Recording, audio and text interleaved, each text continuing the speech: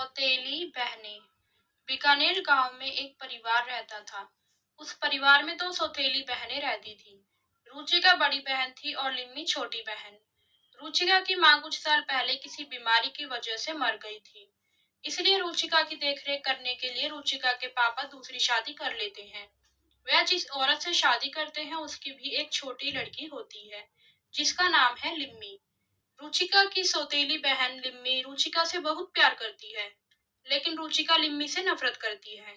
रुचिका को लगता है कि लिम्मी के आने से उसके पापा का प्यार बंट गया है। वह सोचती है कि मेरे पास ना माँ है और पापा भी अब इस लिम्मी को ही प्यार करते हैं। वह अपने आप को दुनिया में अकेला समझती है, लेकिन ऐसा नहीं है। सच तो यह है कि उसकी सौतेली माँ और सौतेली बहन उससे बहुत प्यार करती है।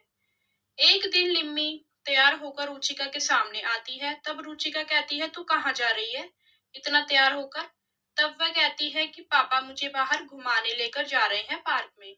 तो रुचिका कहती है, तुम मेरी कॉपी क्यों करती है? जिस दिन मैं जा रही हूँ उसी दिन तू भी क्यों जा रही है? और वह लिम्मी के बाल बिगाड़ देती है और लिम्मी रोते हुए अपने कमरे में चली जाती है। फिर अगले दिन रुचिका के मम्मी पापा दोनों बहनों के लिए कपड़े लाते हैं। दोनों बहनों की ड्रेस बिल्कुल सेम होती है, सिर्फ उसमें कलर का ही फर्क होता है। लिम्मी की ड्रेस नीले रंग की होती है और रुचिका की ड्रेस लाल रंग की होती है। रुचिका कहती है, पापा आप अपनी सगी बेटी के लिए तो बहुत अच्छी ड्रेस लाए हैं और मेरे लिए कितनी बकवास सी ड्रेस लाए हैं। रुचिका के पापा कहते हैं, बेटा दोनों ही ड्रेस सेम है, सिर्फ कलर का ही फर्क है। और यह तुम किस तरीके से बात कर रही हो? तुम्हारी माँ ने पसंद की है यह ड्रेस तुम्हारे लिए, कितनी तो अच्छी है। तो रुचिका कहती है, हाँ तभी तो इतनी अच्छी है, इन्होंने जो पसंद की है। और वह अपने कमरे में चली जाती है। लेकिन रुचिका से यह बर्दाश्त नहीं होता कि लिम्मी की ड्रेस इतनी सुंदर है। और वह रात को जब सब सो जाते हैं, लिम्मी की ड्रेस जाकर कैंची से काट आती है और अगले दिन बहाना मारती है कि शायद चूहे ने इसकी ड्रेस फाड़ दी हो। शाम को सबको पार्टी में जाना होता है। लिम्मी की माँ उसे एक सिंपल सादी ड्रेस निकाल कर देती है, क्योंकि रुचिका ने उसे उसकी ड्रेस काट दी थी। और लिम्मी उस ड्रेस में भी बहुत सुंदर लग रही होती है और रुचिका इतनी सुंदर महंगी ड्रेस में भी सुंदर नहीं लगती। रुचिका यह देखकर पार्टी में से अपने कमरे में आ जाती है। तो उसके पापा कहते हैं कि बेटा तुम पार्टी छोड़कर क्यों आ गई? तो रुचिका कहती है, पापा आप तो यहाँ से चले ही जाइए। आप तो माँ के जाने से मुझे भूल ही गए हैं और माँ को भी भूल गए हैं। आपको नई बीवी और उसकी बेटी तो मिल मिल गई है। अगर आज मेरी माँ होती तो वह मुझे लाड करती और मुझे अच्छे से तैयार करती।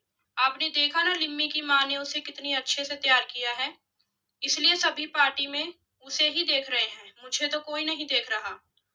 रुचिका के पापा कहते हैं, ऐसा नहीं है बेटा, लिम्मी और उसकी माँ तुमसे बहुत प्यार करते हैं और वह तुम्हारी भी तो माँ है। मैंने दूसरी शादी तुम्हारे लिए ही तो की थी, लेकिन तुमने उन्हें कभी अपना माना ही नहीं। वह तुमसे कितना प्यार करती है, लेकिन तुमने उन्हें कभी प्यार से देखा ही नहीं। तुम्हारी माँ तुमसे बहुत प्यार करती है, लेकिन क्या तुम उसे मौका देती हो तुम्हें तैयार करने के लिए? तुम कभी भी उसे अपने पास आने ही नहीं देती हो। बेटा, उनका प्यार पाने के लिए तुम्हें भी तो उन्हें थोड़ा प्यार देना होगा। तब रुचिका कहती है, नहीं मैं उनसे प्यार नहीं कर सकती, वह मेरे अपने नहीं है। मेरी माँ इस दुनिया में नहीं है। मैं उनसे सिर्फ नफरत करती हूँ, क्योंकि उनकी वजह से मेरे पापा मुझसे दूर हो गए। फिर एक दिन लिम्मी अपनी माँ से कहती है कि माँ दीदी हमसे इतनी नफरत क्यों करती है? मैं उनसे कितना प्यार करती हूँ, लेकिन वह कभी भी हमसे प्यार से नहीं बोलती। तब उसकी माँ कहती है, नहीं बेटा वह भी हमसे बहुत प्यार करती है, लेकिन किसी किसी का तरीका अलग होता है प्यार दिखाने का। ऐसे ही अगले दिन दोनों बहनें स्कूल जा रही होती हैं और लिम्मी रुचिका से बात करती हुई चलती है, लेकिन रुचिका का ध्यान कहीं और ही होता है और उससे बात नहीं करती। सामने से बहुत तेज स्पीड में एक कार आ रही होती है। रुचिका अपने में ही चल रही होती है, उसका बिल्कुल ध्यान नहीं होता। तभी रुचिका कार से टकराने वाली होती है। तभी कार के सामने लिम्मी रुचिका को धक्का मारकर गिर जाती है और वह कार के नीचे आ जाती है और उसका बहुत बड़ा एक्सीडेंट हो जाता है। उसे देखकर रुचिका बहुत रोने लगती है और उसे हॉस्पिटल लेकर जाती है। तभी उसके मम्मी पापा वहां आ जाते हैं तो रुचिका के पापा कहते हैं, देखा बेटा, जिस बहन से तुम इतनी नफरत करती थी आज उसी ने तुम्हारी जान बचा ली। अब शायद क्या पता वह बच ही ना पाए। फिर तो हम सिर्फ तुम्हें ही प्यार करेंगे। अब तो तुम्हें ठंडक पड़ गई होगी। रुचिका को अपने किए पर बहुत पछतावा होता है।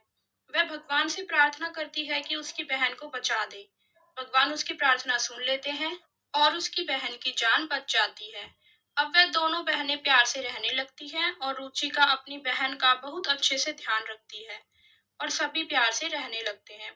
सौतेला अपना कुछ नहीं होता, रिश्ते दिल से बनते हैं, खून से नहीं।